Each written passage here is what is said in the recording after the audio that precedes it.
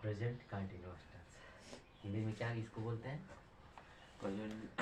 अपूर्ण वर्तमान काल। ठीक है, अपूर्ण वर्तमान काल क्या है, इसको कैसे पहचानेंगे? तो पहचानने के लिए इस टेंस के हिंदी वाक्य के अंत में रहा है, रही है, रहा हूँ, रही हूँ, रहे हो, रहे हैं जैसे आदि शब्द आते हैं। ऐसे बहुत सारे शब्द आते हैं।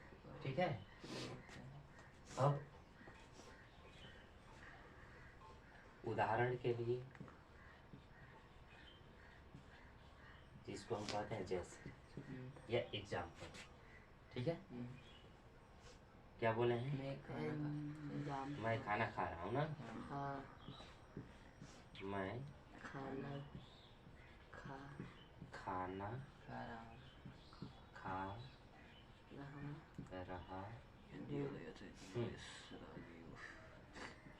इसमें आप क्या देख रहे हैं? अंत में रहा हूँ। ठीक है, तो ये अंतिम जो अक्षर होते हैं, ठीक ना, अंतिम अक्षर से ही इस टेंस की पहचान हम कर पाएंगे। इधर क्या है उससे हमको मतलब नहीं है। टेंस की पहचान के लिए, टेंस की पहचान के लिए अंत में कौन से शब्द आ रहे हैं, ठीक है, अंतिम शब्द को ही देखना है, अक्षर नहीं शब्द। ठीक है, तो अंतिम शब्द रहा हूँ ये आ रहा है इसमें। ठीक है, अगर इसी तरह का रहा हूँ इसमें है ना, जैसे रहा ये लिखा गया है, तो इसी को याद रखना है, ध्यान में रखना है कि अगर रही हूँ, रहा हूँ, ठीक है, रही है या रहा है या रहे हो या रहे हैं, ऐसे शब्द अगर अंत में आ जाए तो हम सीधा पहचानेंगे कि प्रेजेंट के कंटिन्यूअस टेंस में है। कंटिन्यूअस का मतलब अपूर्ण, यानी जो लगातार अभी जारी है, चल रहा है। जैसे तुम लोग इस समय पढ़ रहे हो, ठीक है, तो क्या है? पढ़ रहे हो आ गया, हम पढ़ रहे हैं मतलब काम जारी है। ठीक है, काम जारी है। अब ये निर्धारित नहीं करता है कि इतने समय से जारी है, क्योंकि जब निर्धारित करेगा तो वो दूसरे टेंस, इसी टेंस के दूसरे में आ जाएगा, दूसरे भाग में आ जाएगा। ठीक है, वो आ जाएगा प्रेजेंट परफेक्ट कंटिन्यूअस में। लेकिन हम अभी पढ़ रहे हैं केवल कंटिन्यूअस, तो कंटिन्यूअस पर फोकस करेंगे। ठीक ना, अब इसको बनाएंगे कैसे? तो पहले इसका अंग्रेजी हम लिख देते हैं। मैं खाना खा रहा हूँ। ठीक है, I am eating food.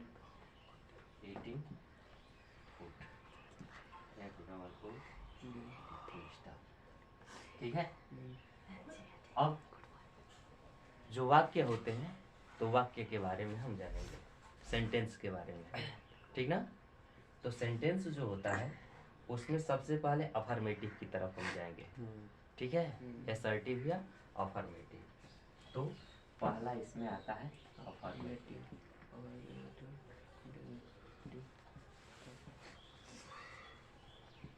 Affirmative sentence.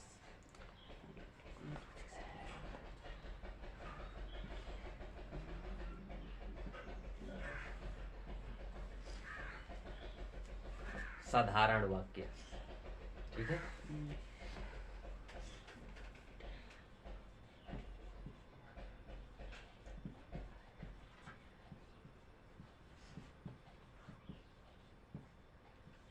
इसमें साधारण वाक्य को हम देखेंगे। ठीक है ना, तो अब साधारण वाक्य में क्या आता है पहले देख लीजिए। साधारण वाक्य में क्या आता है, एकदम बिल्कुल आसान शब्दों में समझते हैं। वह गाना गा रहा है, तुम लिख रहे हो, मैं पढ़ रहा हूँ, पापा रसड़ा जा रहे हैं। ठीक है, एकदम सिंपल, मतलब किसी से हम कुछ बताने का काम कर रहे हैं। यदि हम किसी व्यक्ति को कुछ बताने का काम कर रहे हैं, ठीक है ना, तो वो हो जाएगा साधारण वाक्य में एक सामान्य कथन, जो बात कही जा रही हो। ठीक ना, कोई हमसे पूछ रहा है या हम किसी से पूछ रहे हैं, वो नहीं, समझ में आ रहा है? बस बताने का काम हो रहा है। केवल बताने वाले काम जो होते हैं ठीक ना, एक सामान्य सी बात, उसी को हम कहते हैं अफर्मेटिव सेंटेंस या साधारण वाक्य। ठीक ना, वह खेल रहा है, ठीक है, वह नाच रही है, वह खाना पका रही है, इस तरह का ये बताने वाला काम हो रहा है। तो बताने वाले कार्य में क्या आता है? Affirmative sentence. ठीक है, अब इस अफर्मेटिव सेंटेंस को बनाने का रूल क्या है?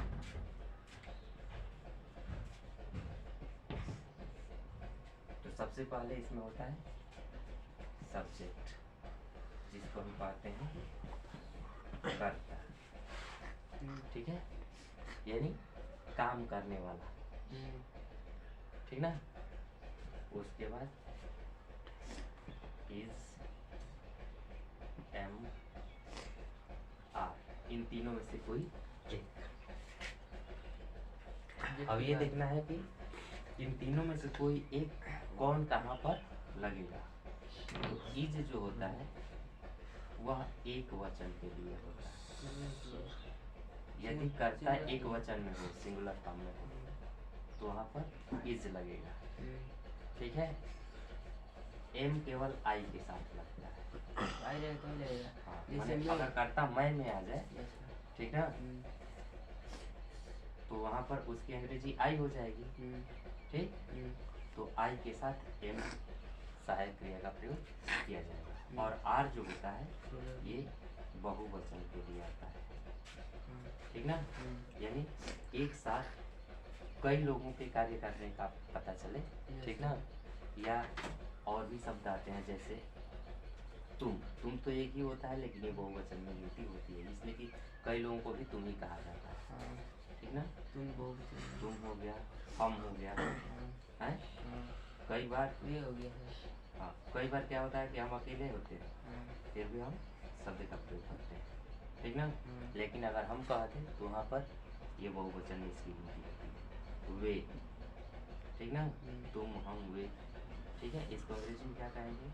यू, वी, दे तथा अन्य बहुवचन।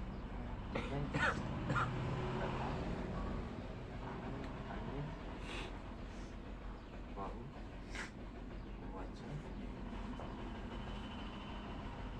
ठीक ना, करता है साथ आर शब्द का प्रयोग करेंगे।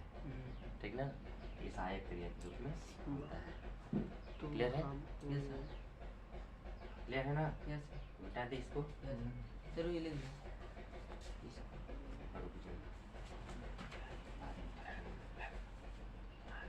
पूरा लिख लीजिए। हो गया? इसके बाद इसमें आता है मेन वर्ब का फर्स्ट फॉर्म।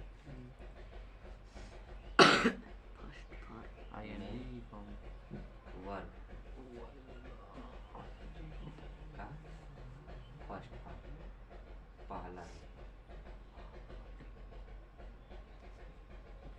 पहला रूप। ठीक है, और उसके बाद होता है प्लस ऑब्जेक्ट, और तब प्लस होता है इसमें आईएनजी का प्रयोग होगा।